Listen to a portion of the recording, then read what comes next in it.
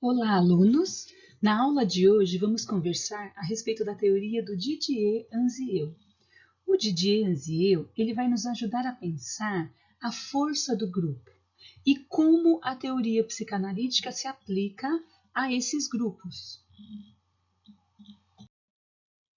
O Didier-Anzieu ele era um francês, um psicanalista francês, e ele viveu entre os anos de 1923 e 1999. Ele foi vice-presidente da Associação Psicanalítica da França e professor de psicologia na Universidade de Paris.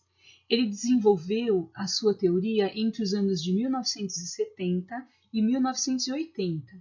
Esses estudos se basearam na formação do eu, num conceito que se chama o eu-pele e as diferenças entre o eu individual e o eu dentro de um grupo. Aqui eu trouxe alguns dos títulos dele. O mais importante para a nossa disciplina é a questão do grupo e o inconsciente, a gente considerar esse imaginário grupal, mas tem outros textos. Então, dentro dessa teoria, o Didier dizia assim, que ele partia de que em toda situação grupal, seja de grupo de formação, grupo terapêutico ou grupo social real, os processos inconscientes específicos são os mesmos.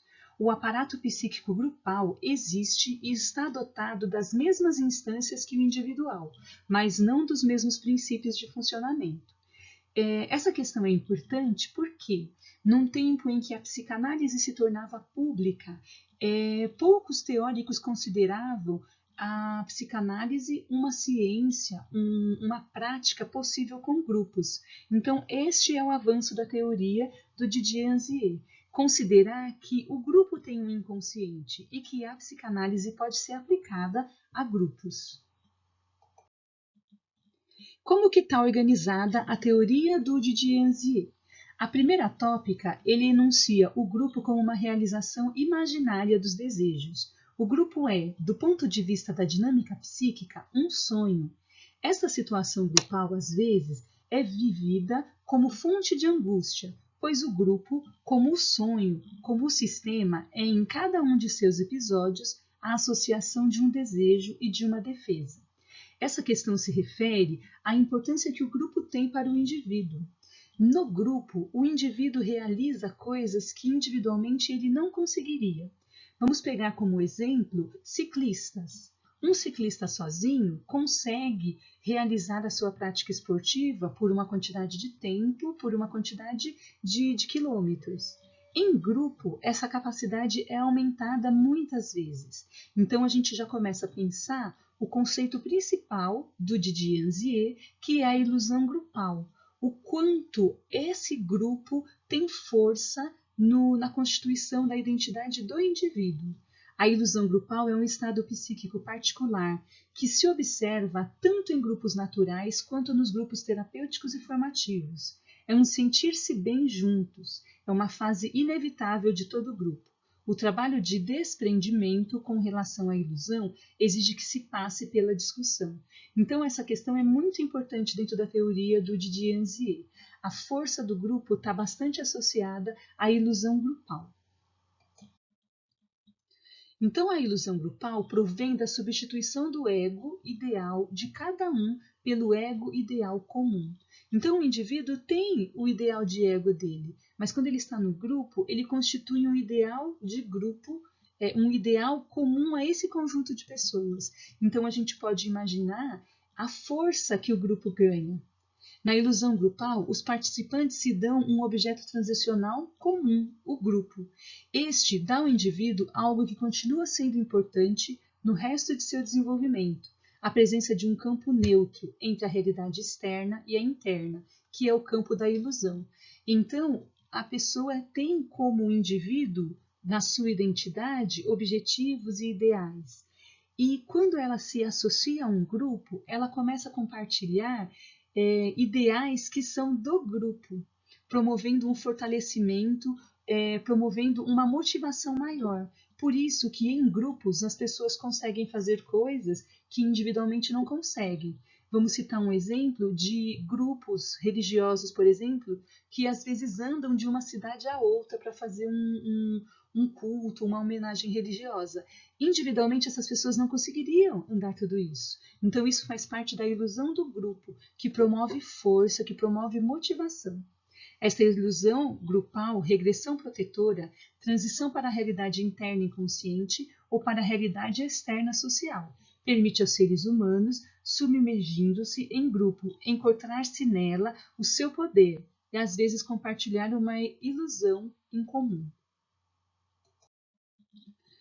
Sendo os processos inconscientes, os grupos, mesmo nos grupos terapêuticos, os grupos naturais ou grupos de formação, o formador não pode ser sem seu desejo.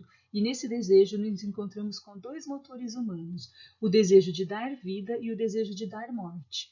Então, nesse trecho, o Didi Anzia está falando para a gente que o grupo pode ter uma formação em que o que move é a pulsão de vida ou o que move é a pulsão de morte. Por exemplo, em grupos de torcida organizada, quando eles se envolvem em situações de violência, o que determina ali é uma pulsão de morte, mas é uma pulsão de morte que esses indivíduos não identificam, para a gente poder pensar a força, a potência que tem o grupo, e como essa ilusão grupal se sobrepõe à visão do indivíduo.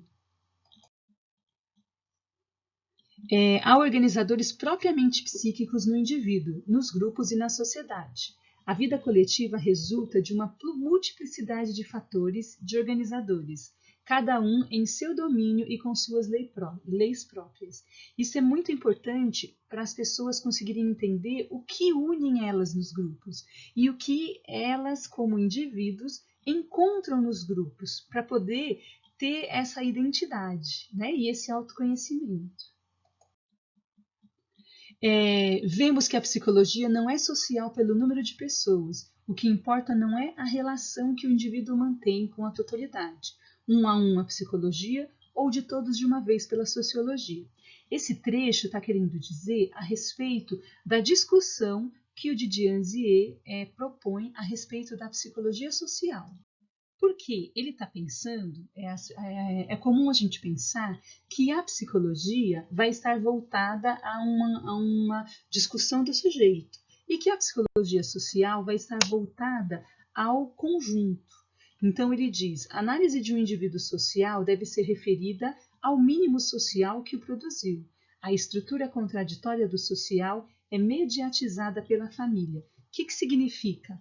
Não podemos compreender o indivíduo pensando só o indivíduo. É importante a gente considerar sempre o meio social de onde vem esse indivíduo, seus valores, essa cultura. Por quê? Porque o homem não é só individual e o homem não é só social. Então existe uma construção que acontece, tá? Então por isso que ele faz uma crítica à psicologia social, tá? O que se oculta na psicologia social é o que a psicanálise mostra, um momento em que o social, considerado como um todo, se mediatiza na parte do indivíduo. Então, na opinião do Didi Anzier, a gente não pode considerar que existem duas psicologias, uma psicologia social e uma psicologia individual, mas ele entende que são pontos de vista, então tratam-se de âmbitos, o de psicologia social para o indivíduo e de sociodinâmico para o institucional, para os grupos e instituições. Então, a gente precisa dos diferentes níveis para poder compreender o indivíduo. O eu-pele é um outro conceito que ele constrói para a gente considerar, pensar o que diferencia o interno do externo e o que diferencia o individual do grupal. Em resumo, a superfície do corpo como um limite real de diferenciação entre o dentro e o fora do corpo orgânico terá por base imaginária o que Anziel nomeia de eu-pele e será a base de um eixo narcísico próprio da constituição do psiquismo, que tem funções e consequências específicas dependendo de como se deu ou não tal constituição. E essas são as contribuições do Didi Anzier para o nosso estudo. Um abraço a todos.